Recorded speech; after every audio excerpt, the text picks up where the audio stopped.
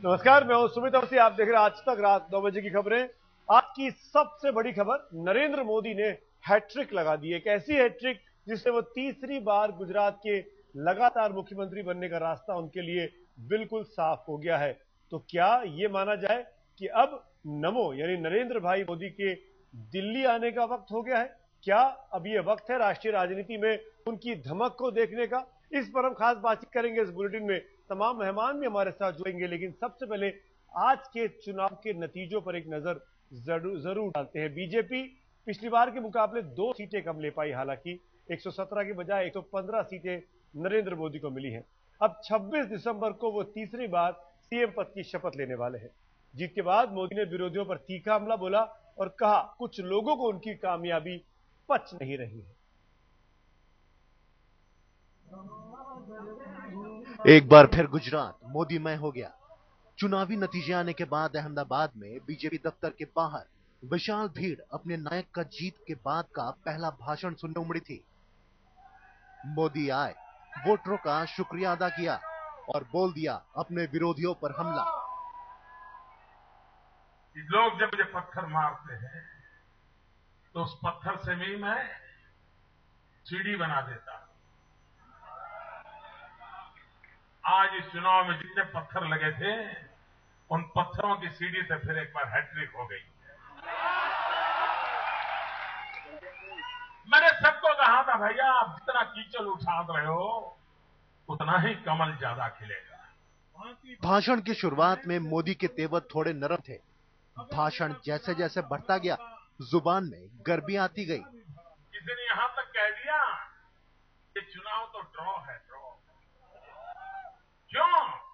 तो एक स्टेट कांग्रेस जीत गई, एक स्टेट बीजेपी जीत गई। एक सरकार का दूसरी बार जीतना, ये अपने आप में बहुत बड़ी घटना होती है, बहुत बड़ी घटना होती है। लेकिन ये हैट्रिक है, ये स्वीकारने के लिए ये जो एक टोली है, गुजरात विरोधी टोली, वो उनका मन नहीं मान रहा। और मुझे मोदी दहाड़ लगा रहे थे। समर्थक दिल्ली दिल्ली और पीएम पीएम का नारा लगा रहे थे।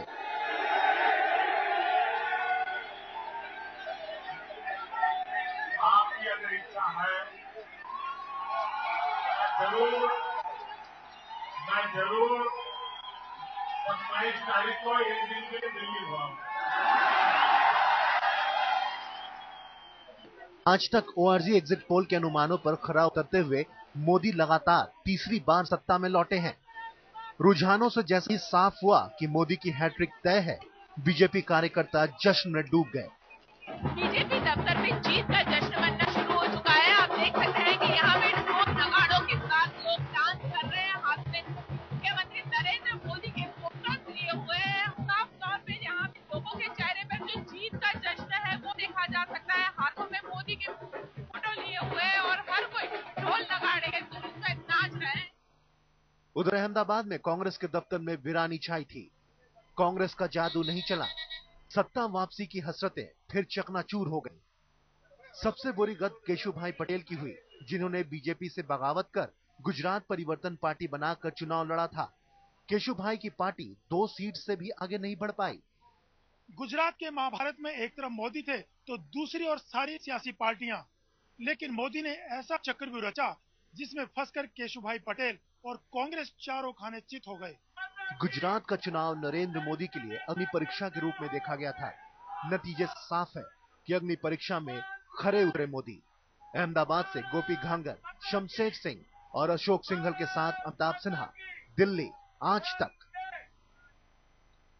एक और खास बात है नरेंद्र मोदी की इस हैट्रिक में, 2002 में वो पहली बार जीते 127 सीटें लेके आए। 2007 में जब दूसरी बार जीते 117 सीटें लेके आए। 2012 में जब हैट्रिक बनाते हैं तो 115 सीटें लेके आए। हालांकि 93 पर बहुमत होता है, जीत जीत है, लेकिन ये जो सीटें कम होने का सिलसिला है, इसके पीछे भी सोचने की जरूरत है आखिर क्यों ये हो रहा है। इस पर भी बात होगी। तमाम मेहमान मेरे साथ होंगे, आपका परिचय उनसे करा दें। बीजेपी की तरफ से उनके वरिष्ठ नेता राजीव प्रताप रूडी जी हमारे साथ हैं।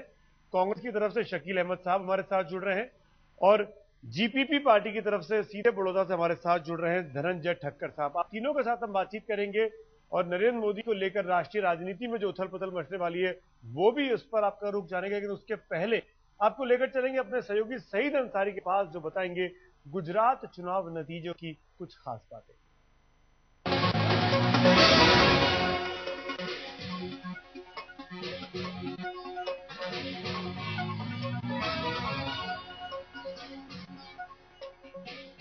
गुजरात के सरदार नरेंद्र मोदी, और एक बार फिर से गुजरात में बीजेपी का परचम लहरा गया है। नरेंद्र मोदी ने हैट्रिक लगा दी है यहां पर। जो पिछले 2007 चुनावों में नतीजे से उससे 2 सीटें कम, यानी कि इस बार 115 नरेंद्र मोदी की सीटें रही हैं और नरेंद्र मोदी सबसे बड़े दल के रूप में उभरे हैं। बहुमत उन्होंने हासिल किया है और नरेंद्र मोदी ने एक बार फिर से गुजरात में बीजेपी को स्थापित किया है। शंकर सिंह वाघेला की तमाम कोशिशें बेकार गई हैं, कांग्रेस कुछ नहीं कर पाई। हम आपको विस्तार से आइए बताते हैं कि आंकड़ों का खेल आखिर है क्या। गुजरात विधानसभा में जो इस चुनाव में किसको कितने वोट मिले हैं, सबसे पहले वोट की अगर बात करें तो यहाँ पर बीजेपी ने एक बार फिर से सबसे बाजी मारी है। 48% बीजेपी को वोट मिले हैं, जबकि कांग्रेस को 40% और गुजरात परिवर्तन पार्टी यानी कि केशुभाई पटेल की ये पार्टी को 4% वोट यहां पर हासिल हुए हैं। तो और आपको पूरे गुजरात के नक्शे पर हम आपको दिखाते हैं कि भगवा रंग कहां कहां फैला है। चाहे वो सौराष्ट्र की बात हो, चाहे वो उत्तर भारत की उत्तर गुजरात की बात हो, चाहे वो मध्य गुजरात की बात हो, हर जगह बीजेपी ने अपना असर छोड़ा है।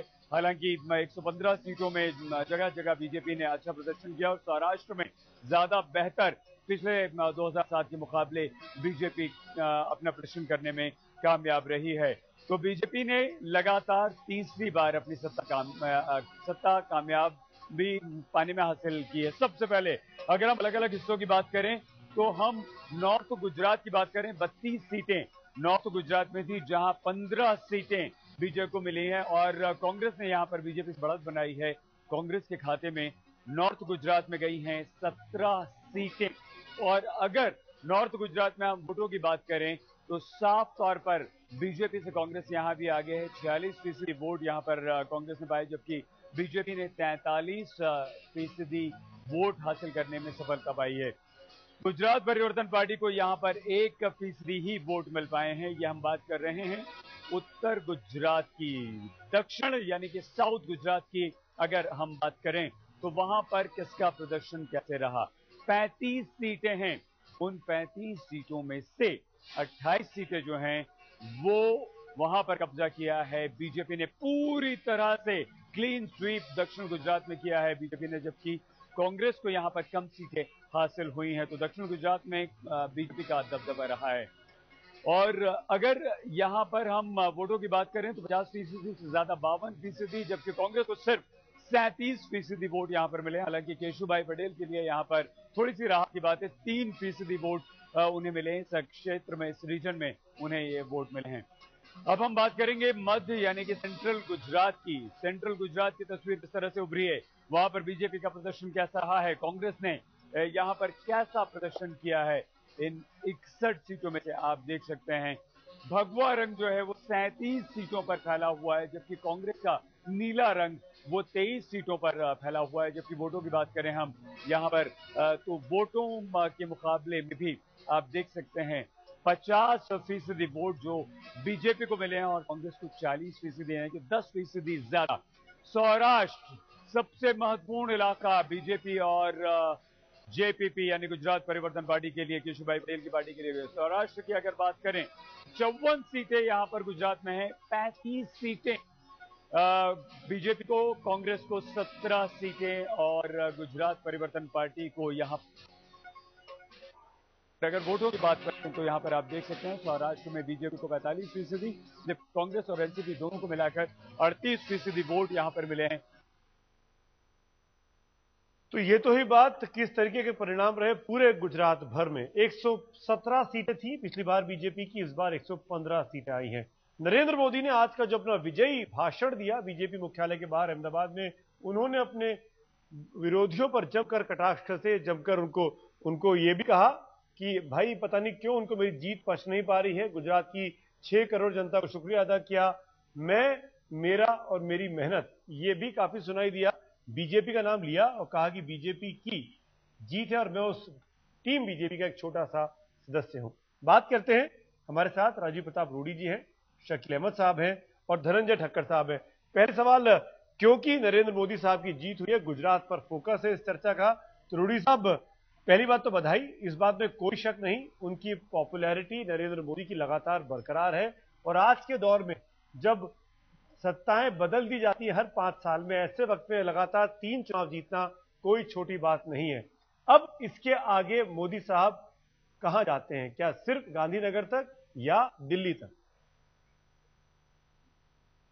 देखिए, आज जो परिणाम आए हैं और सचमुच ऐतिहासिक परिणाम आया है गुजरात में कि भारतीय जनता पार्टी की सरकार तीसरी बार नरेंद्र मोदी के नेतृत्व में बनेगी और पांचवी बार गुजरात में भारतीय जनता पार्टी की सरकार बन रही है। तो मुझे लगता है कि अपने आप में ऐतिहासिक ही नहीं और इसके साथ साथ एक हर्ष और उल्लास का माहौल है पूरे देश में और विशेष करके भारतीय जनता पार्टी के कार्यकर्ताओं में। तो हम उसे सीमित तौर से आज जो इस बार का मैंडेट है और इस बार के जो परिणाम है वो भारतीय जनता पार्टी के लिए गुजरात में नरेंद्र मोदी जी को तीसरी बार उस कुर्सी पर बैठाने के लिए है। इसके आगे की जो रणनीति है या इसके आगे 2014 में हमें क्या करना है, निश्चित रूप से भारतीय जनता पार्टी की नेतृत्व इस पर विचार करेगी और समय आने पर हम आपको इस बात की जानकारी जरूर रूडी साहब, इस बात को तो आप मानेंगे, आपकी पार्टी के तमाम मुख्यमंत्री हुए हैं पिछले कुछ सालों में, लेकिन ये पहले ऐसे बीजेपी के मुख्यमंत्री हैं जिन्होंने हैट्रिक बनाई। आज तक किसी भी बीजेपी के मुख्यमंत्री ने हैट्रिक नहीं बनाई। कांग्रेस के जरूर गोगोई साहब है, शीला दीक्षित है, बोबी सिंह है, 2-3 नाम है कांग्रेस के खाते में, लेकिन नरेंद्र मोदी का कद जिस तरीके से बड़ा है गुजरात में रहकर पिछले 11 सालों में, आपको लगता नहीं कि अब बारी है उनको ज्यादा बड़ी जिम्मेदारी देने की? पार्टी को नहीं लगता कि उनकी भूमिका और बढ़नी चाहिए? देखिए, जब सुमित जी, आप जैसे लोग या जितने पत्रकार हैं जो निरंतर विश्लेषण करते रहते हैं नरेंद्र मोदी जी का और उस सरकार के कार्यकाल का पिछले 10 वर्षों में, हमें बहुत अच्छा लगता है कि हमारे एक नेता के बारे में इतना विश्लेषण करते हैं और आज इतनी आशाएं उनसे बंधी हैं। ये अपने आप में बहुत खुशी का विषय है और हम सब इसका स्वागत करते हैं कि निरंतर आप उनके बारे में अच्छा कहते रहें। इससे भारतीय जनता पार्टी की भी पहचान में मजबूती मिलती है, गुजरात के लोगों को भी प्रसन्नता मिलता है और अब आस्ते आस्ते पूरे देश और देश के लोगों को भी और कहीं दुनिया में भी लोगों को इस बात से बहुत अच्छा लगता है। इसलिए मैं आपको कतई नहीं रोकूंगा, आप जितना कुछ अच्छा कहेंगे नरेंद्र मोदी के बारे में, उनके काबिलियत के बारे में और भारतीय जनता पार्टी उनके साथ क्या क्या कर सकती है और क्या क्या स्थान पर उनको लाना चाहिए, ये सब अच्छी बातें हैं। ठीक है, आप दोहराते रहे। राजीव जी आप मानते हैं, राजीव जी आप मानते हैं कि धनंजय ठक्कर जी, हाँ आप कुछ बोल रहे हैं, बोलिए। हाँ राजीव जी, आप मानते हैं कि 2002-2007 जितने भी वोट आए आज वो 115 पे खड़े हुए हैं, तो आपको नहीं लगता है कि Modi ji down to earth आ रहे हैं? आप क्या ये नहीं सोचते कि आप मोदी गुजरात का फैक्टर्स देखिए कि 2002 में 122 सीटें, 2007 में 117 सीटें, आज 2012 में उनकी 115 सीटें आई, तो उनको लगता नहीं है कि जनादेश सबसे उनसे कम होता जा रहा है? आपको नहीं लगता है कि भाजपा में अभी भी जनादेश ज्यादा धनंजय जी, माफी चाहता हूँ, आपने सवाल पूछा है, कम आ रही है, उसका जवाब सुन लेते हैं। उनका वही कहना है कि सीटें लगातार कम हो रही है, 127, 117 और अब 115। नहीं, आप बिल्कुल जो कह रहे हैं कि आज भी जो पिछले बार 48% ज्यादा हुआ है गुजरात में, पहली दफा रिकॉर्ड हुआ है। राजीव जी, गुजरात में पहली दफा इतना ज्यादा वोटिंग हुआ है, तो आपके ज्यादा सीट थोड़ा सा ऐसे प्रवक्ताओं को ट्रेनिंग दिलवा के लाया कीजिए, क्योंकि सुनने में ऐसे प्रवक्ताओं को थोड़ी ट्रेनिंग दिलवा के। बात समझ लिए भाई साहब, आप जो कह रहे हैं मुझे अच्छी तरह से समझ में आया, मैं आपको उत्तर दे रहा हूँ। मैं ये कहना चाहता हूँ कि आपको इस बात की चिंता है कि 120, 115, 112, तो आपके पास इस संख्या को घटा करके 90 से नीचे लाने का भी अधिकार था। तो ऐसा क्यों है कि बार बार ये संख्या चाहे 2-4 आगे पीछे हो, लेकिन भारतीय जनता पार्टी की और नरेंद्र मोदी की सरकार बनती है, इस बात का पीड़ा आपको बना रहे तक नहीं जा और उसमें हमें कोई आपत्ति नहीं है। 5 बार से कांग्रेस का सूखा साफ हो रहा है गुजरात में। हाँ, मैं ये सिर्फ कहना चाहता हूँ रूडी जी, मैं शकील जी को इन्वॉल्व करते हैं, आपके पास लौटता हूँ। शकील साहब बोलिए। देखिए, मुझको लगता है सुमित जी आपने मेरा ट्वीट पढ़ लिया।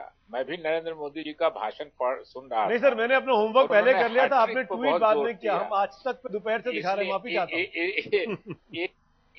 इसलिए मैंने ट्वीट किया है। मैं भी ये कह सकता था कि आपने हमारी स्टोरी देख ली, ग्राफिक, फिर आपने ट्वीट किया। भाजपा के पहले मुख्यमंत्री है, लेकिन कांग्रेस में अभी भी, मैं पिछले नेताओं की बात नहीं जानना, आज की तारीख में भी 3 मुख्यमंत्री हैं जो हैट्रिक कर चुके हैं। इसका शायद नरेंद्र मोदी जी जीत के जोश में ये भूल गए, नहीं तो हैट्रिक पर इतना जोर नहीं देते वो। दूसरी बात, जहां तक ये बात सही है कि नरेंद्र मोदी जी जीते हैं और 93 से ज्यादा सीटें आई हैं, तो सरकार 92 में ही बन जाती है, तो उनकी जीत है और ये स्वाभाविक रूप से उनकी। कांग्रेस का क्या, कांग्रेस ने क्यों खुला मैदान छोड़ दिया है गुजरात में बीजेपी के लिए, नरेंद्र मोदी के लिए? सीधा सवाल है आपसे। नहीं, देखिए, हम लोगों ने कोशिश की। उन्होंने एक रीजन हमको जो समझ में आता है कि उसमें मीडिया का बड़ा हाथ है। मैंने दिन में भी आप लोगों से ये बात कही थी कि मीडिया ने हर तरह से प्रोजेक्ट करने की कोशिश की। उनके विरोध में हो सकता है, उनके पक्ष में भी हो सकता है कि इस बार अगर नरेंद्र मोदी जी जीत जाते हैं गुजरात में, तो अपनी पार्टी की तरफ से वो प्रधानमंत्री के उम्मीदवार हो जाएंगे। स्वाभाविक रूप से हर प्रदेश के लोगों की इच्छा होती है कि हमारे प्रदेश का रहने वाला, आपकी बात समझ ली शकील साहब, चिंता होती है नरेंद्र मोदी जैसा पॉपुलर नेता प्रधानमंत्री पद का बड़ा दावेदार बनकर उभरा है राहुल गांधी के सामने या मनमोहन सिंह के सामने। नहीं, अपनी पार्टी में, भाजपा में, राज्य की जो ये है, राहुल गांधी जी गुजरात के नहीं है, पूरे देश के हैं। मनमोहन सिंह जी पूरे देश के प्रधानमंत्री हैं। ये तो कोई बात ही नहीं हुई। जो व्यक्ति 3 बार से चुनाव जीत रहा है उसकी बात आप नहीं मानेंगे। मैं उसी की बात कर रहा हूँ कि मैं उसी की बात कर रहा हूँ कि इस बार पहली बार लगा था चुनाव में हम लोगों को कि विकास के मुद्दे की बात हो रही है, और विकास के मामले में हम लोगों को तो छोड़ दीजिए, हमारे सेकेंड टर्मर एमपी है दीपेंद्र सिंह हुड्डा जी, उन्होंने एक 5 सूत्री ये किया जिस हर मामले में हरियाणा पीछे है गुजरात से। जो ये विकास की बात करते थे, पर कैपिटा इनकम गुजरात का 74,000 प्रति व्यक्ति है, जबकि हरियाणा का 95,000 प्रति व्यक्ति है। ह्यूमन रिसोर्सेज इंडेक्स में भी गुजरात पीछे है। महिलाओं के और बच्चों के कुपोषण में बहुत स्पेसिफिक था, वक्त की कमी है। मैं लौटूंगा आपके पास, ब्रेक पे जा रहे हैं। के लिए मैं मोदी साहब की दिल्ली की गद्दी को लेकर चिंता शुरू हुई है कांग्रेस पार्टी के अंदर।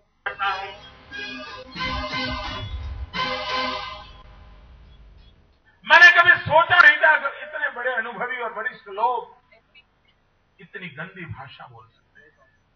मैंने कभी सोचा नहीं था, लेकिन अच्छा ये हुआ आपके आशीर्वाद से कि मैं विचलित नहीं हुआ और मैंने कोई गलत नहीं काम किया। लेकिन बहुत पहले भी मैंने एक कविता लिखी थी। इस कविता में मैंने कहा था कि लोग जब मुझे पत्थर मारते हैं तो उस पत्थर से भी मैं सीढ़ी बना देता। आज इस चुनाव में जितने पत्थर लगे थे, उन पत्थरों की सीढ़ी से फिर एक बार हैट्रिक हो गई।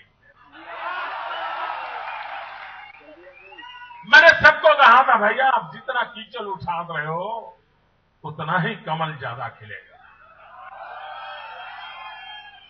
सईद अंसारी के पास चलेंगे जो आपको बताएंगे विधानसभा की तस्वीर कैसी दिखेगी।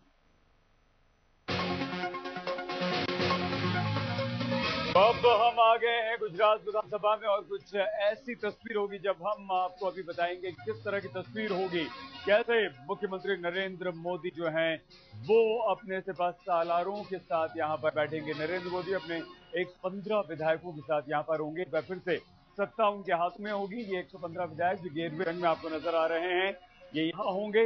ये सत्ता पक्ष होगा और इसके साथ जो विपक्ष होगा वो विपक्ष होंगे, कांग्रेस होंगे, कांग्रेस के सदस्य ये विपक्षी सदस्य होंगे। और ये देखिए, ये जो नीला कलर नजर आ रहा है 63 का आंकड़ा यहाँ पर कांग्रेस ने पार किया है, यानी कि पिछली बार कांग्रेस 59 विधायकों के साथ इस विधानसभा में विपक्ष के तौर पर बैठा करती थी, लेकिन इस बार उनके 63 हैं और गुजरात परिवर्तन पार्टी के 2 यानी कि केशुभाई पटेल भी यहां पर बैठेंगे। नरेंद्र मोदी आज चुनाव जीतने के बाद गए हैं वो केशुभाई पटेल के पास, उनके पैर छूकर उनका आशीर्वाद लिया है, उन्हें मिठाई खिलाई है और केशुभाई पटेल ने भी उन्हें मिठाई खिलाई। तो क्या यहाँ पर हम आपको बता दें कि ये इस तरह की गुजरात विधानसभा की अब तस्वीर होगी। हर ताजा अपडेट के साथ हम आज तक पर आपको जानकारी देते रहेंगे, बने रहिए हमारे साथ।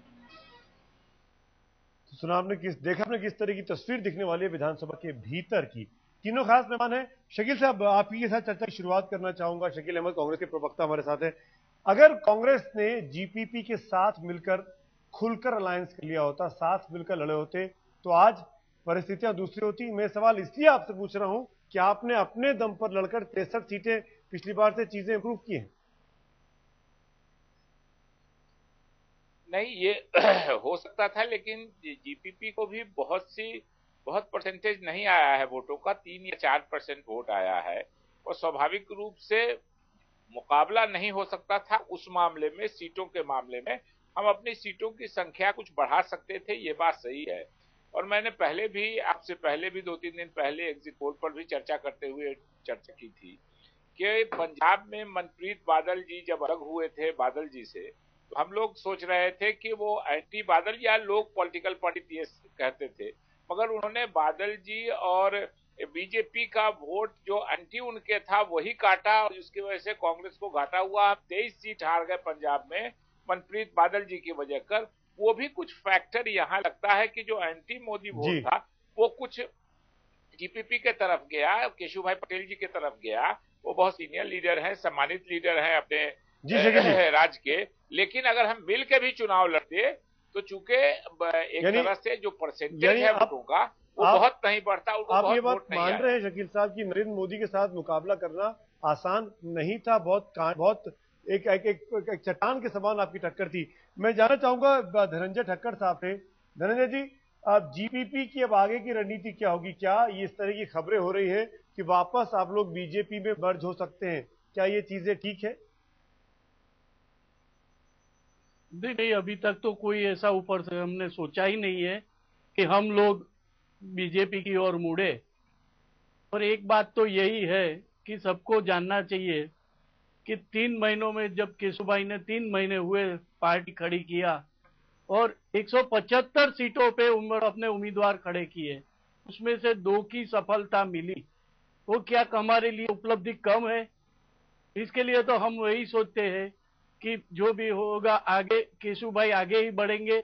अगले दिनों में आगे आने वाले दिनों में ये सवाल इसलिए आप पूछ रहा था ठक्कर साहब बहुत कि आगे नरेंद्र मोदी आज मिले केशुभाई से, उनको मिठाई खिलाई, केशुभाई ने भी उनका स्वागत किया, तो क्या आपस में दोस्ती की जगह बची है दोबारा? केशुभाई उनके माननीय गुरुवर थे और आज भी है। नरेंद्र भाई बोलते हैं तो उनके घर जाके उनके आशीर्वाद लिए गुरु जी से, उसमें कोई बड़ी बात नहीं है। ठीक है, अब माना आपकी बात की आगे दोस्ती शायद ना हो, लेकिन संबंध तो थे पुराने। रूडी साहब, एक चीज आपसे पूछना चाहूंगा, बहुत देर से मन में सवाल है, हिमाचल प्रदेश में क्या गड़बड़ी हो गई? आप लोगों ने बहुत उम्मीदें लगाई थी पंजाब की तरह वहां पर रिपीट करने की अपने आप को, पर यहां पर आप रिकॉर्ड नहीं तोड़ पाए।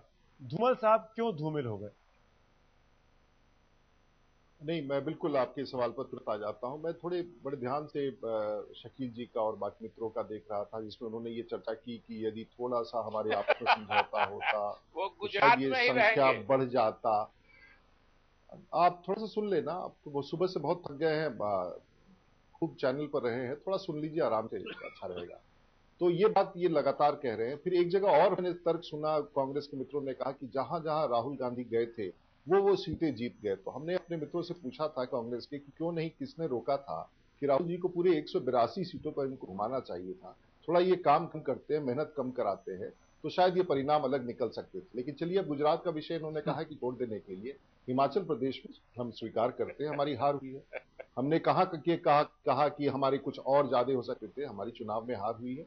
अब क्यों हुई है? क्योंकि हार के भी जीत के भी कई कारण होते हैं और हार के भी कई कारण होते हैं। कोई एक कारण नहीं होता जिस पर हम कह दें कि इस कारण से हम हार गए। निश्चित रूप से भारतीय जनता पार्टी के एक बड़ा सेटबैक है और हमें लगता था कि जो हिमाचल प्रदेश में परंपरा है कि एक बार कांग्रेस की सरकार, एक बार भाजपा की सरकार, एक बार कांग्रेस की सरकार, इसको हम तोड़ पाएंगे, इसको हम तोड़ पाएंगे, हमारी सरकार दोबारा बने, हम नहीं कामयाब। मैं ये चीज पूछना चाहूंगा आपसे रूडी जी, हिमाचल प्रदेश के लोग, हिमाचल प्रदेश में जो परिस्थितियां बनी है उसके मद्देनजर क्या आपको लगता है कि जो बात नरेंद्र मोदी ने आज की, एक राष्ट्रीय पर्सपेक्टिव के तौर पर पूछना चाहता हूं कि अब प्रो इनकम्बेंसी का जमाना है, उसके लिए वो गुजरात के लोगों को धन्यवाद भी अदा कर रहे थे, हिमाचल प्रदेश में प्रो इनकम्बेंसी नहीं दिखाई दी, कहीं ना कहीं इलेक्टोरेट के मन को पढ़ पाना अभी भी आप जैसे राजनेताओं के लिए बेहद मुश्किल काम है कि इस बार प्रो इनकम्बेंसी है, इस बार एंटी इनकम्बेंसी है, कुछ भी नहीं कहा जा सका।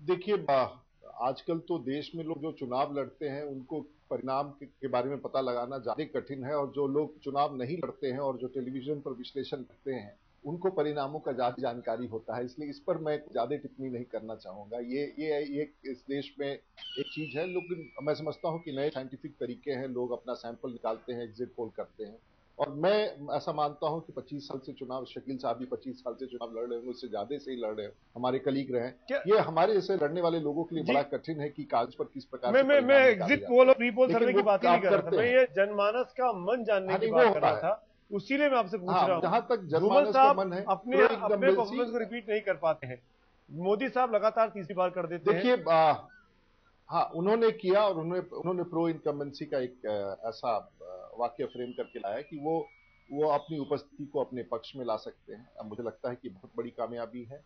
हमारा ऐसा हम मानना था कि हिमाचल प्रदेश में भी ऐसा होगा, हमने ऐसा मध्य प्रदेश और छत्तीसगढ़ में भी किया है, तो हो सकता है कि कुछ कारणों से, और वो कारणों का विश्लेषण करना आवश्यक है। मैं समझता हूं कि धूमल साहब के नेतृत्व में हमें पूरा भरोसा था, लेकिन हम कामयाब नहीं हुए हैं, और इसके पीछे निश्चित रूप से पार्टी में विश्लेषण, ठीक है, विश्लेषण होगा। शकील साहब, नरेंद्र मोदी की लगातार तीसरी जीत है, पार्टी में बहुत बड़ा कद हुआ है उनकी दिल्ली में राजनीति में आने की हलचल है, क्या ये बात कांग्रेस को परेशान करती है? एक बहुत पॉपुलर नेता दिल्ली की राजनीति में आ सकता है? सुमित जी, गुजरात इस देश का हिस्सा है, जो गुजरात में होता है उसका असर राष्ट्रीय स्तर पे पड़ता है, और जो राष्ट्रीय स्तर पे होता है उसका असर गुजरात पे पड़ता है। हम आप सब जानते हैं कि 2002 में नरेंद्र मोदी जी आए, राष्ट्रीय राजनीति में मुख्यमंत्री हुए, और मुख्यमंत्री होने के बाद जो गुजरात में उन्होंने किया वो सारे देश को मालूम है, उसका खमियाजा भुगतना पड़ा भाजपा को 2004 में। फिर 2009 आया, उस इलेक्शन में आडवाणी जी को आगे किया गया, मगर फिर 2-4-5 दिन के बाद ही 2014 के लिए मोदी जी को आगे किया, तो उसका भी खमियाजा भुगतना पड़ा बीजेपी को, और बीजेपी हाशिए पे चली गई, इनका सब इंडिया शाइनिंग और इनका सब फील गुड खत्म हो गया। तो अगर ये तो उनके आने की आहट थी, आज की जीत तो मोदी जी के आने की धमक पैदा होगी, उस धमक से कांग्रेस से ज्यादा बीजेपी के जो राष्ट्रीय नेता है, और मोदी जी ने अपने भाषण में एक गुजरात विरोधी मंडली की भी बात की है, वो मंडली जो है वो भाजपा के नेताओं की उन्होंने छुपे शब्दों में चर्चा की है कि गुजरात विरोधी मंडली है, जो भाजपा के अंदर राष्ट्रीय नेतृत्व मोदी जी के विरुद्ध है, उस तरफ उन्होंने इशारा किया है। मोदी जी और उनके जो सीनियर्स है उनको होशियार रहना चाहिए इस बात।